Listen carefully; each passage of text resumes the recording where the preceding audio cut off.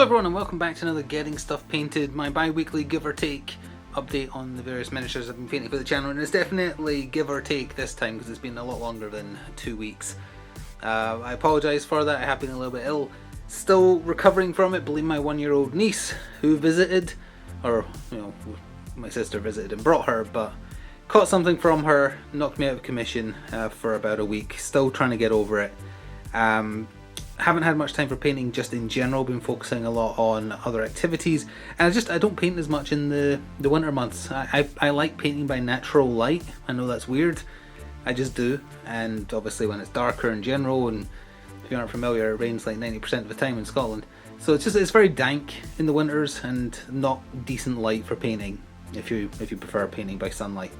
But anyway, I have managed to get some stuff done and not got any planned battle reports just yet until I'm fully recovered. So we're going to quickly go over the stuff we've been painting. I mean, there's a fair chunk. There's a massive chunk actually for Call to Arms, the Elder Scrolls miniature game. Got some Marvel Crisis Protocol, and then we also have some Batman miniature game that's already been in a battle report so far. Not super huge amounts of stuff compared to normal, but the best I could do in the condition and time I've had. So let's get started from left to right. So specifically, we have the rest of the Dark Brotherhood Dark Council, I think it's called, which is just all the familiar named characters from the Dark Brotherhood missions in Skyrim. And then we have most of, but not all of, the Adventurer Delvers box, I believe it's called. But let's talk about the Dark Brotherhood, because I covered the start of that box last time, and they've also appeared in a battle report already. So this is, I'm never going to remember their names. This is definitely Nazir. He's kind of like the mission giver that you most talk to when you're playing the game. The Dark Elf Archer, I don't remember her name. And this is, what is the little vampire girl's name? I'm blanking on it now. I wanted to say Beelzebub, and that's obviously not right. Oh no, I'm blanking on her name. Well, it's Babette. It's something like Babette. She has a bit of a weird name, but she is not a little girl. She is a horrifying vampire, and she's the most different of a lot of them because she isn't wearing any Dark Brotherhood garb. I didn't really have the paints required to get her colours like the official paint job, so I used Volupus Pink for her shirt with a little bit of Talassar Blue, Krellin Green rather, for her dress and her underdress or whatever it is, the garment she's wearing.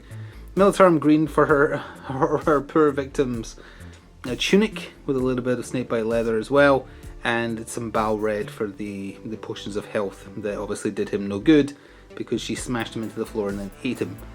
Very neat miniature. She has a rule in the game very similar to the charming rule, I think it's called, in Batman, where if anyone wants to attack her, they first of all have to pass like an int test to work out that's no little girl and see it as the monster it is. But so she has that little extra layer of protection that other characters don't, that have not particularly high. Like, no one in Elder Scrolls Call to Arms has a large health pool, to be honest. So then the Dark Elf Archer, I can't remember her name at all. You talk to her like once and then she just dies. So, it's a shame really, because Dark Elves are not very common in Skyrim. And this is actually related to the poor lighting. I've got my usual studio lights on, but the outside in the room's window, it's very early in the morning, well, quite early in the morning. It's very dank. As a result, the light is rubbish. So that's why it looks a bit more in shadow than normal. Another downside to doing these types of things in the winter weather. But I used the same colours as I did for the robes on Festus and what's her name, Astrid, last time, so I don't really need to cover that. For her skin tone, I think I did just settle on, I think it's Astramin Blue, one of the newer contrast paints. None of them match how I kind of want my Dark Elf to look, to be honest, like the way I usually make my characters look in the game. But it's the closest I could get with the colours I had available. Snakebite leather for a bow and the quiver there as well. And that's that for her, as my dog gets very impatient. Speaking of impatience, the exact opposite. Sorry, as I bend over to grab a ball for the dog. I did post a little community post saying, like, I'm having to postpone videos because I'm ill. And some people did reply, like, very nice comments saying we don't mind, so thank you very much for that. That was nice to see. So this is Nazir. This is the guy you talk to the most in the Dark Brotherhood storyline, and one of the only 2 survivors. Same colours for him, nothing really in particular. I didn't follow the official paint job for him because I wanted him to match the rest of the team. He's not really, like, he's got the red garb, the turban type part of his red guard armor, but he's mostly just got like normal colored clothing. Usually I really like sticking to the official paint job. In this instance I just want him to stand out on the table as, yes, this is a Dark Brotherhood as well, so I just did the black for his clothing as well. But if you were following the official paint job, something like Skeletal Horde, some kind of sand coloured for his trousers. I can't quite, I think it's cream coloured, the shirt he's wearing, but I wanted him to match, so that's why I broke my usual rule of always following as close as I can get to the official paint job. One ball throw later. Next we have, well, this isn't actually the first parts of the Adventurer Delvers box. The very first, oh, she's banging a toy around. The very first thing I did from this box was the version of the Dragonborn that's in the Nightingales. So I think that was in the last video, if not the last one, the one before it. These four are all from the box. This is Aranea, I think her name is. This is Banner with his War Dog Vigilance, although it just looks like the generic woolly dogs that are in the video game. Her, I don't think she has a name, she's just like a cut purse. She's just like a bandit. She's not wearing like the Nightingale armor or anything. The only one I haven't painted from this box, with the completion of these four and the Dragonborn before it, is a Bard. I can put her in the back burner because I'm trying to focus on getting some rather large Sentinels done for Crisis Protocol. At time of recording, I'm like 90% done with the first one. They're taking a while. They're so huge. But anyway, I think her name is Aranea, or maybe that's the god she worships. I forget. But either way, you know, the models from this box are very good kind of stand-ins for alternative Dragonborns, I feel. So for instance, if you wanted a Dark Elf Mage or Cleric, I think this would be a good mix. I used not Blood Angels, Ultramarines Blue for her robe. You know, I've forgotten what I used for her skin tone, but that's much closer to what I would like for my... Oh, I just remembered what I used for the skin tone for my Dark Elves.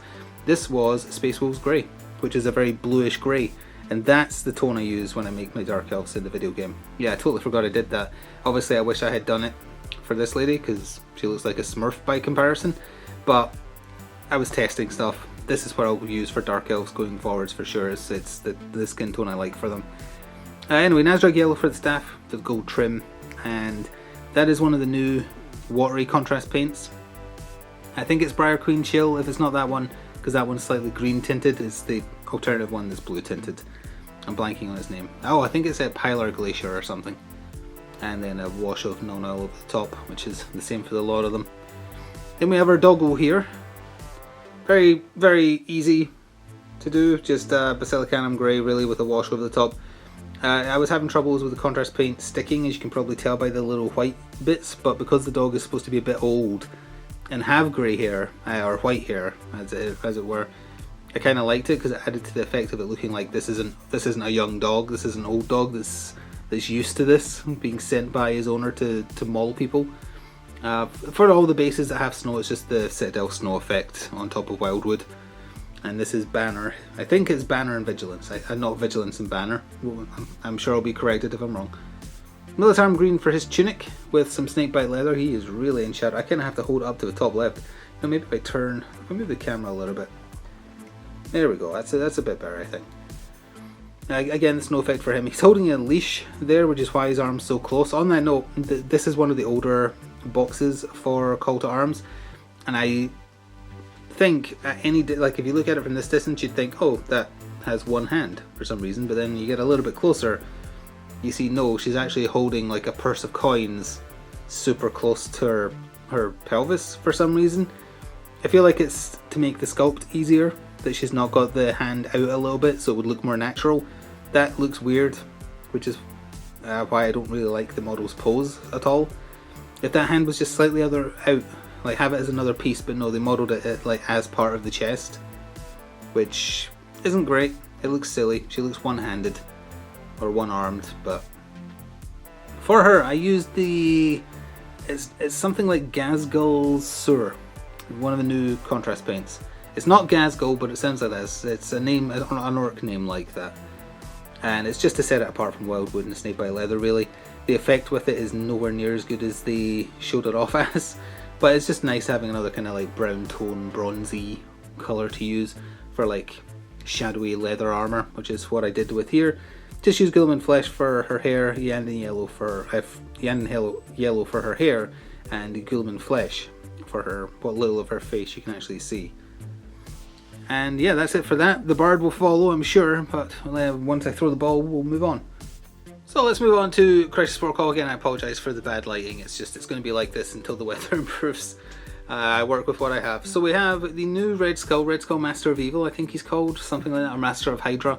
And he comes with his hired goons. He comes with Hydra Troopers in the same way as Nick Fury Jr. comes with the Shield Agent, Shadowland Daredevil comes with the Hand Ninjas.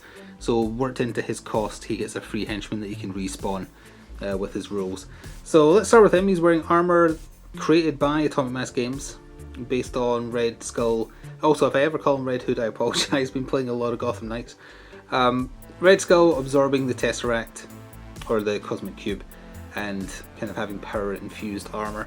So I use Nazarick Yellow for the gold parts of his armour, Leadbelcher Silver for the silver parts. For his skin tone, I use Blood Angels Red. And then for the kind of like arcing lightning, I used, I think that's Talassar Blue. I think it is. And then I dabbed a little bit on the armour on the side of his head, because his gauntlets there, to try and make it look slightly reflective. I don't think it's super great. I tried to pick out his teeth as well, and I did a non-oil wash over the top. Basilicanum Grey for the base, and I also tried to make that look like a little reflective too.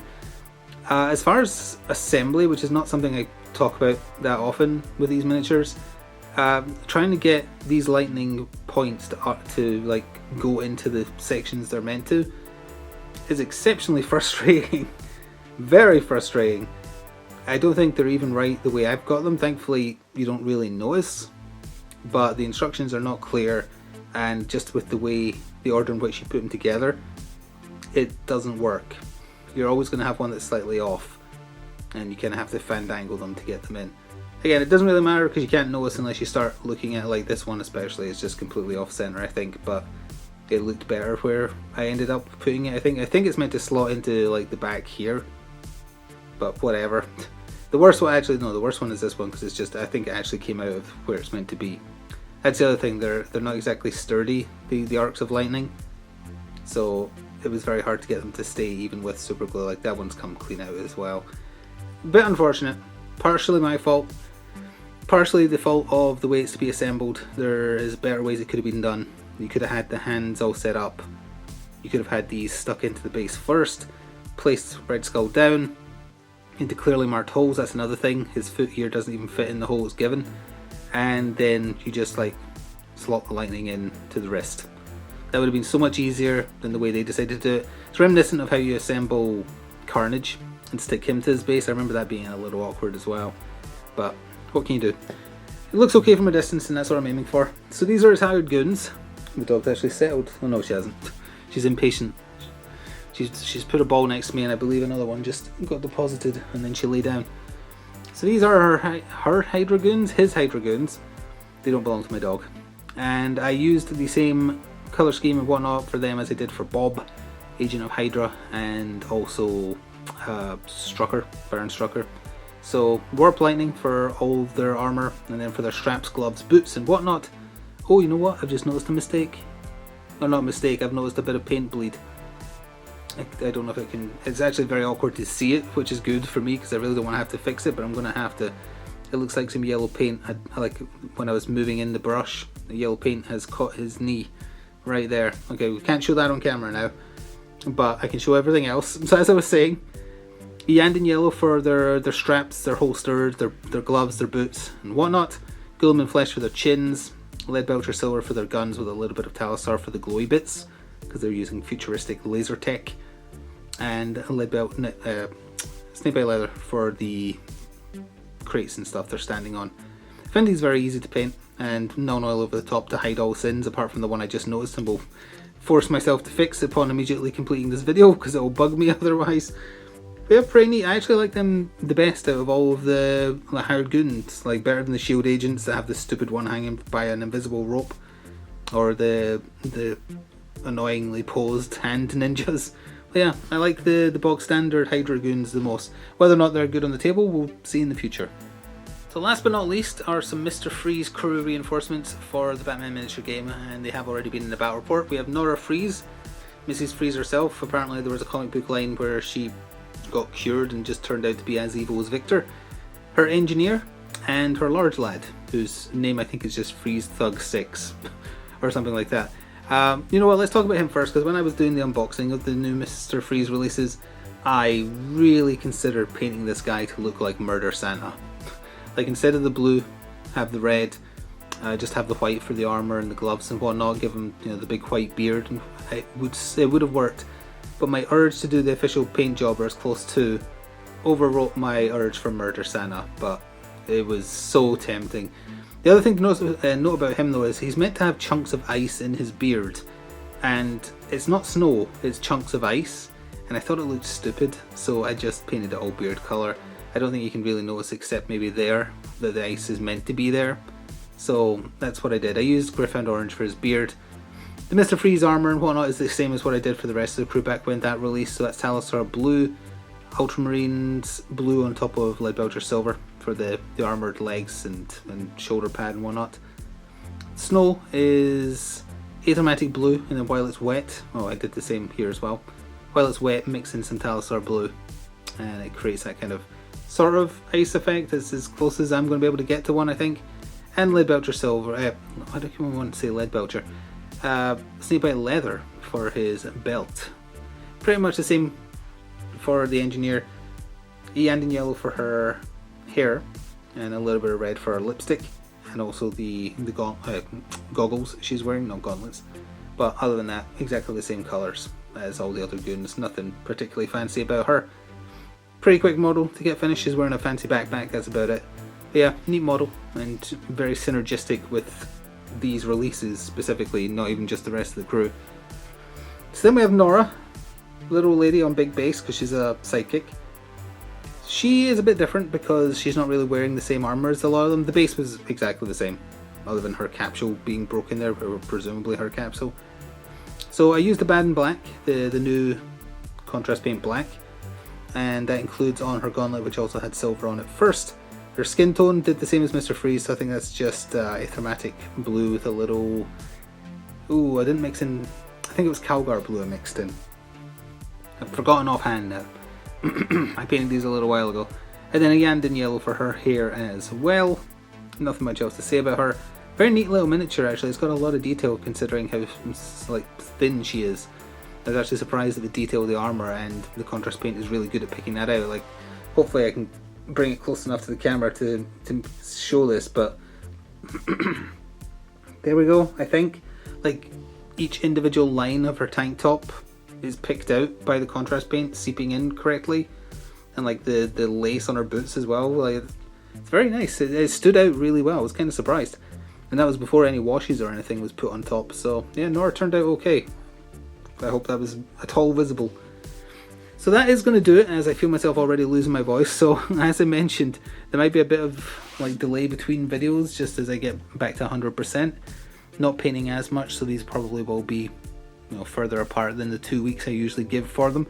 But if you've been painting anything, feel free to show me on Twitter. It's linked in the description box below. You can show me what you're painting, whether it's from a game I play or not.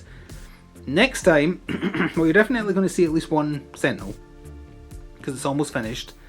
You'll hopefully see that Bard done from the Delver's box, and well, if I get the energy to do all 3 Sentinels, I'm not sure I will, but maybe all 3 Sentinels, and a little bit of starting to prep more Fallout Wasteland Warfare stuff for the Season 3. That won't be anytime soon, but I want to get a head start on prepping stuff that I want/need for it done. Anyway, thank you very much for watching this. I hope it inspires you to get painting. Enjoy the rest of your day, and I will see you next time. Ta for now.